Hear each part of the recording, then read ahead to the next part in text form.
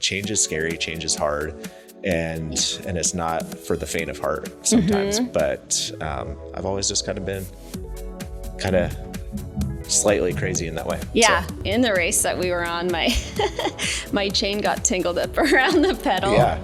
I think everybody doing a triathlon has something that goes wrong. Right. Hi, this is Jordan Hill with Dirt to Sky Business Podcast. And thank you so much, Collier Law and Clutch Industries, for sponsoring this episode. Well, hey, Jon. Good afternoon. Hello. How are you? I'm really good. Excellent. I am so excited you're on this podcast here with me today. Yeah, thanks for having me. It's always fun to get together. Yeah, exactly. Well, so you are Jon Moore with the Physical Therapy Project. Yeah. Everybody in town knows who you are, but not everybody listening does. So do you want to talk a little bit about yourself and what you do? Yeah. So I am a performance physical therapist here in Salem, Oregon. I've been a PT for close to 20 years now, and treat a lot of just orthopedic injuries ranging from, all age groups. So whether it's kiddos all the way through elderly, kind of my philosophy of treatment is if you have a body, you're an athlete, based on that old Bill Bowerman quote from Nike. So kind of with that in mind, then I just love to help people move better, live stronger, and we try to make the best badass 80-year-olds possible. So that's kind of the love that. Of it. Yeah. Well, and knowing you and a little bit about how you do business, I mean, your philosophy is what can we do now so that we are the fittest for sure 80-year-olds. Do you want to talk a little bit about how, you really came to that realization? Yeah. Well, the traditional healthcare model is more about treating sick people and dealing with the aftermath of bad life choices potentially, or just not doing everything we can to be at our best now to set ourselves up for success in the future.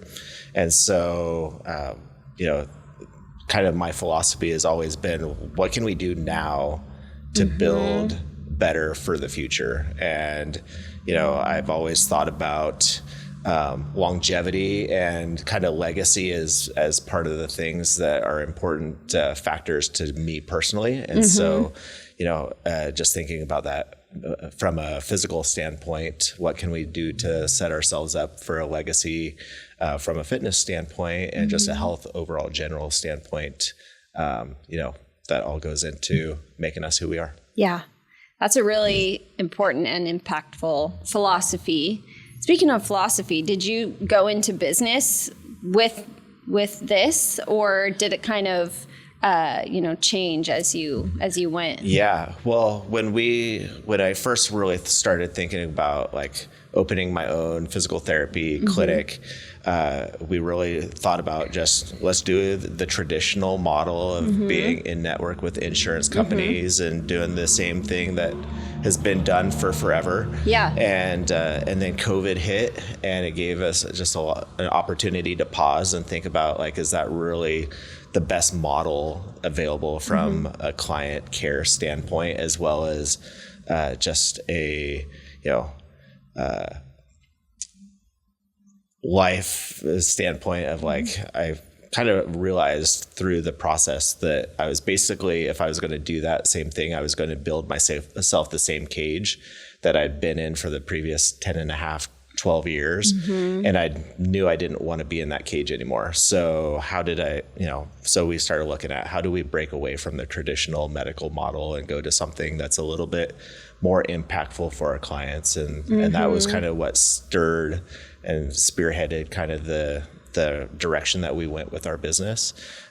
Fortunately, I've been able to find like-minded individuals that are going out and doing it across the country, and have really learned and grown a lot from their mentorship also. So it's been a cool ride.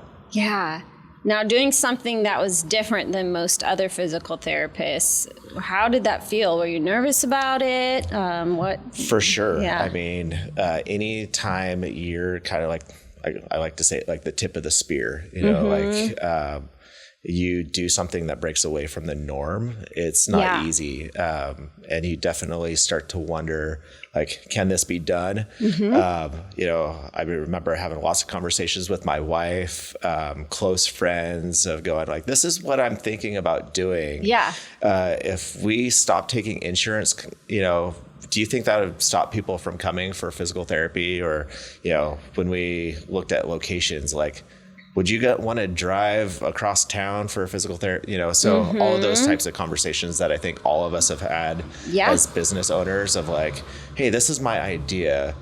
Can I make it work? And what do you guys think about it? I think, you know, it was no different for me than most people getting ready to start a business on their own. So yeah, that's really inspiring that you kind of pushed through that and did it anyways and believed in yourself. Yeah, so. Well, I think when you believe in yourself and you believe that like this is just the right way to do things, you know, I'd seen so many instances of areas where I thought things could be better, you know, and I've always been somebody who looks at, you know, what's going on now? How can we make it even better than what it is? And a lot of people are just afraid of change. Right. You know, change is scary, change is hard. And it's not for the faint of heart sometimes, but I've always just kind of been kind of slightly crazy in that way. Yeah, yeah. Now, so you've always been that way. Did you have somebody that you admired that kind of modeled that for you, or is it just ingrained in you? Well, I think, you know, coming from a sports background, you can set yourself up for like what you think the game's going to have happen to you. Right. And then it never goes according to plan. Right. You know, as a triathlete, like you can set yourself up for the best race possible and you can do all the training runs and then you get to race day and, you know, suddenly something changes. The nutrition happens or whatever, and you have to just kind of go with the flow. And so I've always just kind of adapted and learned from those opportunities of just like you set yourself up, you have a game plan, but the best game plan always goes awry at some point somewhere. Right. So kind of just expecting that, you know, that's so true. Yeah. In the race that we were on, my chain got tangled up around the pedal. Yeah. I think everybody doing a triathlon like, has something that goes wrong. Like 25 miles into that half Ironman last summer, I dropped all of my electrolytes on the bike. And I went the last 28 miles on the bike in the entire half marathon without my electrolyte plan in place. And it didn't feel good. I was cramping up pretty bad by the end, but oh my gosh, you still work just keep going. Yeah. Yeah, exactly. Yeah. I think that when athletes start businesses, it's so many of those traits carry on into entrepreneurship and starting your own business. Yeah. It really does. Yeah.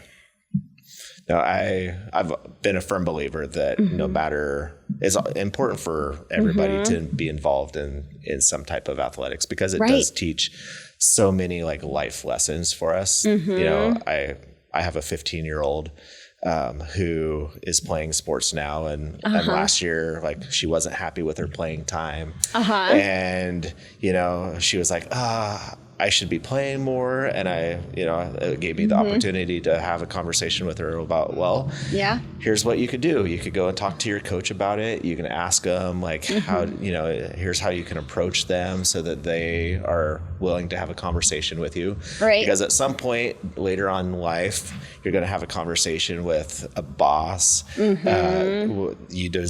feel like you deserve more pay or you deserve a promotion. And, you know, if you don't have that background of having a conversation like that, you know, in a situation where it doesn't mean as much when it's just, you know, it's just sports, but it gives you an opportunity to practice and grow those skills for later in life. And I think, you know, there's so many opportunities that get taught to us through, you know, team sports and individual sports and stuff like that. So. Yeah, exactly. It's so good. They're life lessons. Yeah.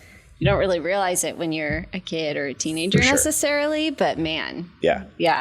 How to get along with teammates that you like. How do you get along with teammates that you don't like? What happens when you deal with success, failure, you know? Yeah. And I think having those opportunities to look back on those and say like, oh, this is how I was being prepared in those situations for what I'm going through today. It's pretty cool to look back on that. Yeah, definitely.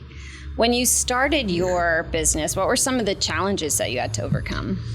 Well, first, I think, the first obvious challenge is like, how do I grow? How do I get out there and let people know that I exist? Right. And like just, starting from like literally the ground up of like networking and putting yourself out there. Where do I go to, connect with people? Where do I find my ideal clients? And, all of those are, the same challenges all business owners go through. And really for me, it was like, okay, identify, my avatar, who's my perfect client. And then, where do those people hang out at? Well, for us, a lot of those people hung out at running stores or the cycling shop or the gym spaces. And so I started plugging into those communities and just getting to know people. And pretty soon, like the snowballs, effect started to happen. And here we are almost 4 years later, and there's still a ton that I wish I was doing more of. But again, there's only so much time in the day. Yeah, exactly. What advice would you have to somebody that's starting a business that isn't sure how to learn to identify their target client? I think really you just need to first ask like, why, figure out your why. Like who are you trying to help and why are you trying to do it? Right. I think that's the first step in trying to identify who your kind of avatar, your perfect client is who do you connect well with already? If you like for me, obviously, like I love being around like the active population because that's who I am. So I naturally just gravitate to those people in any setting. And so those are the people that I have an easiest time talking to. So I think figuring out for anybody starting out a business, like what do you enjoy first? Like, if it's, I work well with, single moms or soccer moms or, great grandmas or whatever the case may be, like figure out like, who do you connect well with? Because they're going to be the easiest people for you to get to know. And, before anybody wants to buy from you, they got to know, like, and trust you. Right. So, we do that through the people that we know the best. So start there. Right. Because if you were casting too wide of a net and you just had anybody walk in there, that would, hurt your business, right? Potentially. Obviously when you're just starting out, you're like, whoever wants to buy from me, whatever, I will help. I will do anything so I can just have a little bit of money coming in the doors to pay my bills, right? But as you start to figure out, like, you're like, oh, maybe I don't necessarily have to say yes to everybody because if I do, maybe then I am taking away an opportunity from a better client with better fits what I'm trying to do. Right. And so if I have my schedule full of people that aren't perfect patients or perfect clients for what we do, then maybe I'm taking away the opportunity to have one of those people on the schedule. So you never know. Right. So was it difficult at first to have to turn people away once you could? I wish I could say I'm totally there already.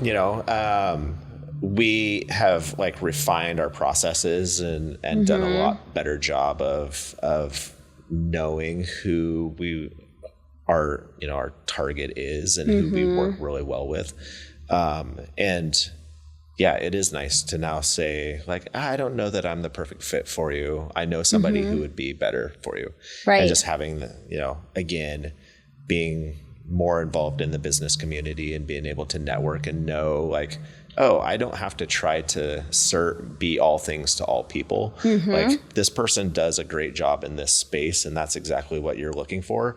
I know them. I like them. I trust them. They're going to take great care of you. Go see them because, if you're manufacturing energy in a space that you don't aren't passionate about, then people sense that. Our customers know that we're just like pretending, right? And so they would much, I think, they're going to think of you way higher for you saying, I'm not the right person for you, but you know, so and so can help you, and they're going to be amazing, and they're going to be like, oh, that was awesome, that was a great referral. When I do have something that fits what you do, they're probably going to come back and see you because they had a great first interaction with you anyway. So that built trust with them. Yeah, they trust you now. That's great. So when you were starting, and actually now as well, what are some of the best marketing tools that you've learned? I think for us, always like the word of mouth referral is number one. And so that's been just built through putting consistent time and effort into getting to know individuals, you know, and I mean, that's how we got to know each other, is through introductions. And, you know, that's so many people, like, I think more now than anything, like put a lot of value on that individual, like personal interaction, right? Because our society has become so digitized, and like we don't have conversations or face-to-face conversations with, you know, people at the grocery stores as much as we used to. We do more on FaceTime and Zoom, and, you know, especially coming out of COVID, where we were always, you know, everything was so separated. I think having the ability just to get back to being humans again, you know, is really important. So I think, you know, we can put all of our money into like digital advertising and you know, social media stuff and yada, yada, yada. But we're still the same human beings that we've been since the creation of time, you know, and we were built for community with each other. And so again, just getting into that community aspect of getting to know people, I think goes a long ways for the networking part of things. Yeah. I love that you referenced community. Our last several guests have really talked about community and how important it is as humans and in our business. So if we lose that, I mean, man, we're missing out. For sure. And I think for, at least in the physical therapy space, because of insurance and healthcare system the way it is, I mean, we've all gone to the doctor's office, sat in the little room and waited for what seems like an eternity for the doctor to come in, only to spend, 5 minutes with us and then walk out the door. And we've all been left going, oh, that was a waste of my time. Yeah. I feel like that was an awesome interaction. Physical therapy, traditional, over the last 5 or 10 years, 15 years, even, it's become more and more like that. And so, again, that's where we've kind of separated and pulled back and said, no, we're going to make it all about interaction. And so, we're hour-long visits, and you're going to spend the whole time with the same person and therapist. And so that's where we get to know and and we can ask each other, how was your weekend? How was your kids' ball games this weekend? Yeah. Get to really know, get back to that sense of what it used to be, 40 or 50 years ago when the doctor, had treated everybody in the family and did house calls and all that kind of stuff. There's so much of today's world that wants to move forward and break away from tradition, and be, different. But there's a lot of things that, traditionally have been really successful, and it's not a bad thing to hold on to some of those. Right. That is awesome. I really like that, because it's true. Like in so many of in the medical field or anything like that, it's easy to feel like just a number, and they're just trying to get as many through in as short a time as possible. And nobody likes to feel that. For sure. Yeah. Nobody wants to feel just like a number, or, we call it the patient mill. Nobody just wants to be, oh, I'm just another shoulder. I'm just another knee, on the list of 20 on your schedule today. People want to know that, you have their best interest in mind. And that goes across all industries, right? Like whether you own a restaurant or you're in the housing market, people want to know that you value them and you're doing your best to take care of them. And look out for their best interests, because that's what they expect from us. Yeah. So I love that. That is awesome. And so, I mean, you do things different than any physical therapist that I have heard of, and most for sure. Yeah. Do you still have moments where you like doubt yourself or compare yourself to them, or have to work through those thoughts?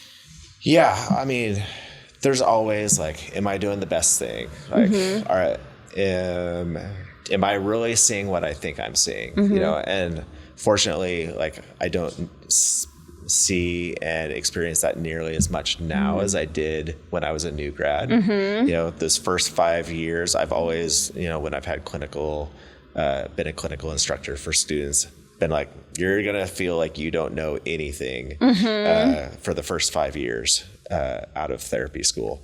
But the thing, you'll know where to go find it. You know where the answer lies, and you can go figure it out on your own. So, you know, that's what I did for the first 5 years. Is I had amazing mentors, and I asked tons and tons of questions.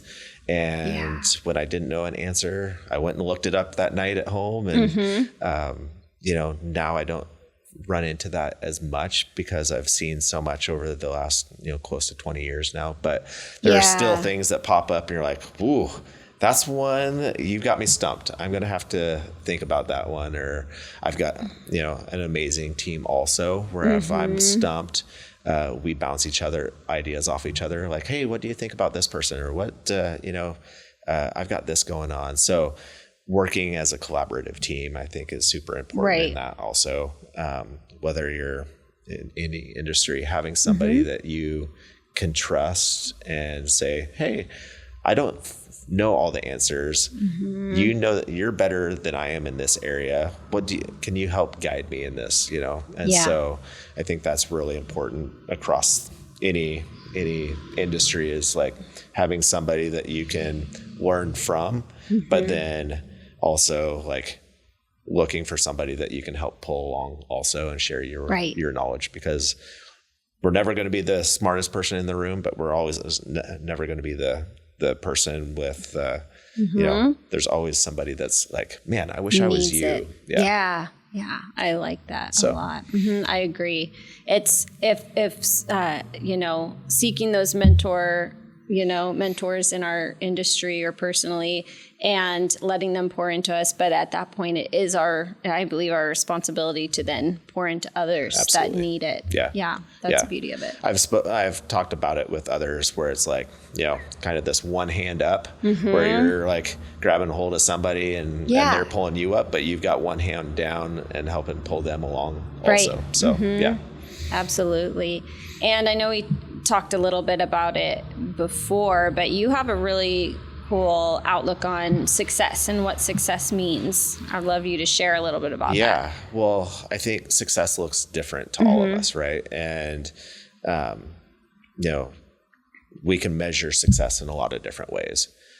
For me, like part of my success as a business owner is like measured in how much time am I able to spend with my family, you know, and like, can I make it to each of my kids' ball games? You know, in the last week, our families, we've had 4 softball games, 8 baseball games, a music concert, you know, and that doesn't even count like the baseball and softball practices and all of that. But I love being able to spend time with my kids and my family. And so that's a measure of our success. You know, others may measure it just strictly in their bank account or, you know, how much disposable income you have. But so I think it's really important for us as individuals to know, like, really what are our priorities in life? What are the things that at the end of the day make us the most happy? And then if we can then pursue those things, and if we achieve them, then that's successful. It may look different. You know, I may not have a Fortune 500 physical therapy company or, you know, 700 different clinics across the country, but if I have one in Salem, Oregon, that allows me the opportunity to be at all of my kids' softball and baseball games and different activities and be, handing out and doing things in the community and building relationships, then that's a successful business to me. Yeah. And I think if we take care of the people that well, then they'll take care of us. Yeah. In retrospect. And so, I think it's really important as a business owner to know, like, where do you want to end up? What's the finish line? Going back to, kind of a race strategy, like a race looks different. We run a race a lot different depending on what the distance is, right? So, if you're going to do a triathlon, if you're doing a sprint, you're going to go out and you're going to train and you're going to go at a faster pace at a sprint triathlon than an Ironman. But if you never know what race you're running when you start, you don't know how to navigate it. Right. Yeah. So I think it's really important as business owners to go, okay, on a quarterly basis, a yearly basis, 5-year, 10-year, like what are my goals? What am I trying to achieve? Because if you never have set the goal and know what the destination is, then how do you arrive there with the race well run? Right. And so you don't want to start off running a marathon at a 5K pace because you're going to burn out and it's going to get awful real fast. Right. If you take off at a snail's pace, but I'm thinking I'm running a marathon and I'm only running a 5K, I'm going to finish dead last. Yeah. And so it's really important to know the goal first before you start to run your race. And, I think it's also okay to give ourselves permission that at some point along the race, like maybe, or the training plans, it doesn't go according to plan. Maybe we deviate and shift away from that sometimes. But just because we set the goal doesn't mean that has to be the ultimate finish line. But those are kind of some of the things that roll around in my head. Yeah. Yeah. When you are navigating the balance between running your business and your family, are there, what are some of the non-negotiables as far as, if it will impact your business negatively, and you're kind of deciding between the two, do you ever deviate from that, or do you just have non-negotiables for yourself? Yeah, I think, I'd like to say that there are absolutely always non-negotiables. Yeah. And that I've never broken away from those. But in reality, there are times and seasons where, you may have to pour a little bit more time into something and pull back from some other things. I've talked about it before, with kind of that, glass ball analogy, so right? Where if our non-negotiable priorities, if we treat those like glass balls, and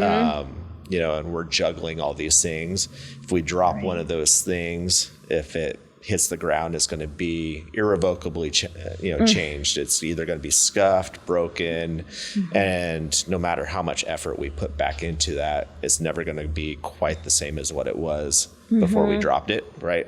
And then we can think about, certain things. I think of work as a ball that will, if I drop it, it's not going to break. It's going to bounce back. And if I give it a little bit more time and attention, it's going to be right back the way it was before. So, again, each individual is different, right? So for me, my family is one of those things where I really try to guard it and be as careful with it as possible. Our faith, our family time, fun, finances, those things are important to us.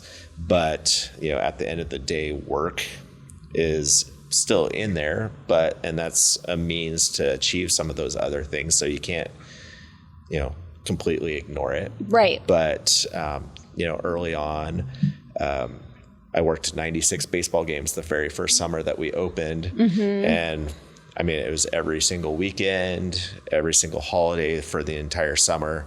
We did that because we thought that would help grow our brand and build awareness and kind of achieve and start us down a path for success. So again, for us, it was like, if I do pull back from family, it's going to be at least a conversation amongst all of us. It's not just going to be me making this choice of like, hey, we're doing this and you guys don't get to have a say in it. My wife is going to have a say in it. My kids get to have a say in it, because it's going to impact the entire house. And, everybody had to be okay with that, or else it wasn't going to happen. Right. Exactly. Yeah. Well, thank you so much for being here today. Absolutely. I know I love that analogy so much. And I think everybody listening, it's going to really have us all analyzing, what are my glass balls? What are my rubber balls? And working that into what is important to us as far as goals and achieving success for ourselves. And so that's just some really good wisdom. Yeah. That you brought. I think I'm becoming known as the glass balls guy. You really are. So. I've heard you share it a few times, both in the mastermind we're in and in an event that you spoke at. And every single time, like at the event, many people came up to me and shared how that did for me personally. So I think that's amazing wisdom as we are all starting our own businesses or running our own businesses. We don't want to forget about the glass balls. For sure. So, absolutely. Well, thanks for having me. I appreciate it. Absolutely. Thank you. And how can people find you if they want to follow what you're doing? Yeah. You can follow us on Instagram, Facebook at The Physical Therapy Project. Our website is theptproject.net. And or you can... I think that's about it. Awesome. Awesome. Well, thank you so much. I'm excited to talk to you again soon. And thank you for joining us today on Dirt to Sky Business Podcast. Thank you, Collier Law and Clutch Industries for sponsoring this episode.